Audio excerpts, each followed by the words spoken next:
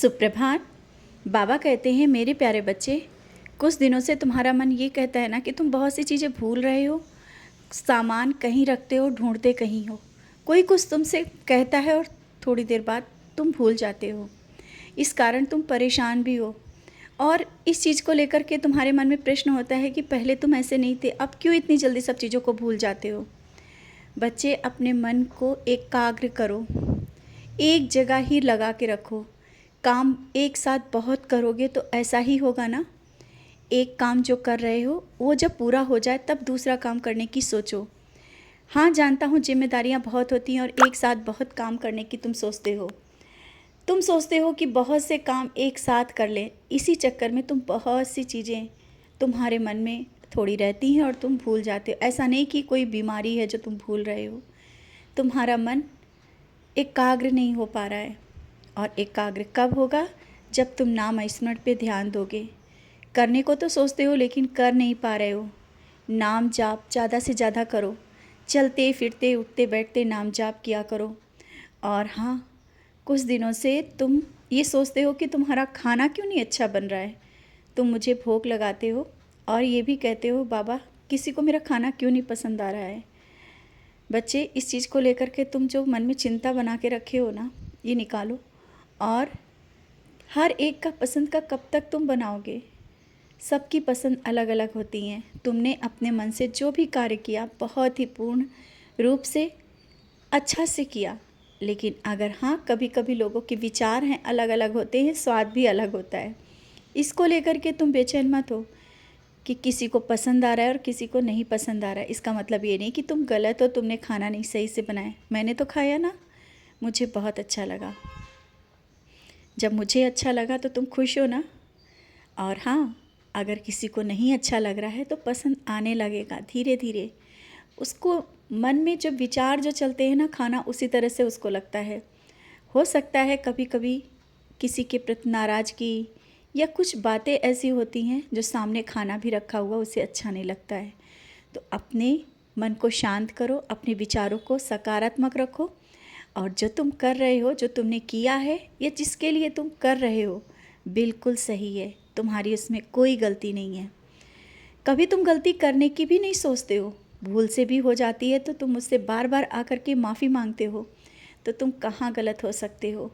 और जो इस समय तुम्हारे दर्द बना है, शारीरिक रूप से बहुत दर्द है तुम्हें, और उस दर्द के लिए तुम मुझसे बार बार कहते हो। रात को सोते वक्त भी तुम्हारे जो दर्द बना रहता है, उस दर्द के लिए तुमने अपने आंखों में आंसू भर के मुझसे कहा, बच्चे समय के साथ थोड़ा इंतज़ार करो और सही जगह पहुंचा करके सब सही कर दूंगा।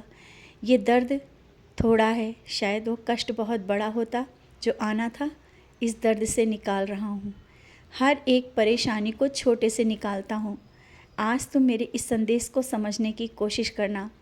कोई भी दर्द हो, कोई भी परेशानी हो, अगर तुम्हारे पास आएगी तो छोटे से आएगी। और तुम मेरे बच्चे हो, क्या मैं तुम्हें इतना दर्द में देख सकता हूँ? लेकिन हाँ, ये मैं देखता हूँ कि जो दर्द तुम्हारे पास आना था वो नहीं आने दिया मैंने। ये छोटा सा है, थोड़ा है। दर्द तो है लेकिन थोड़ा है, और वो समय के साथ सही हो जाएगा।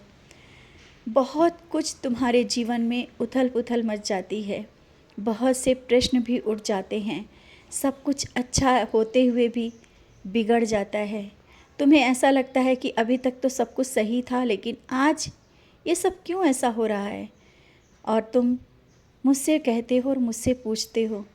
बच्चे, सब चीज़ें सही हैं। तुम्हारे मन की उलझनों के कारण कभी कभी वो चीज़ें तुम्हें समझ में नहीं आती हैं।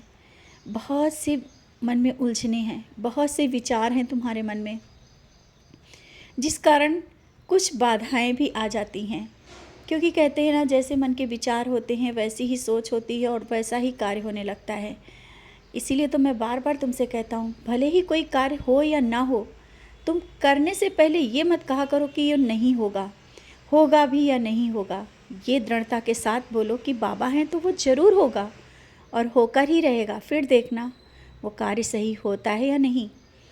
और तुम कहते हो ना कि कोई तुम्हारे लिए दुआ करे।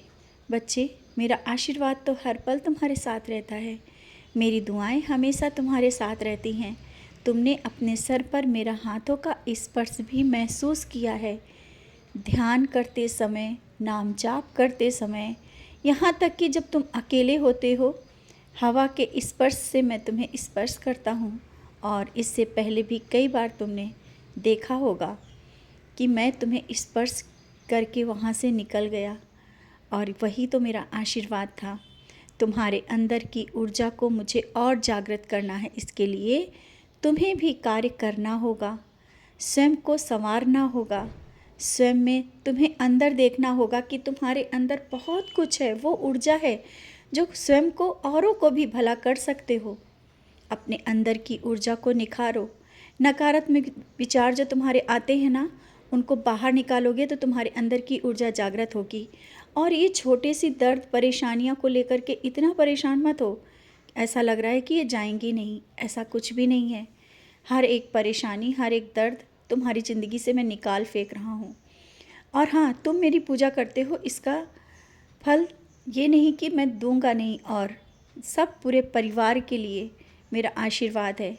ज़रूरी नहीं होता है कि सब मेरी शरण में बैठें, मेरा आशीर्वाद सबके पास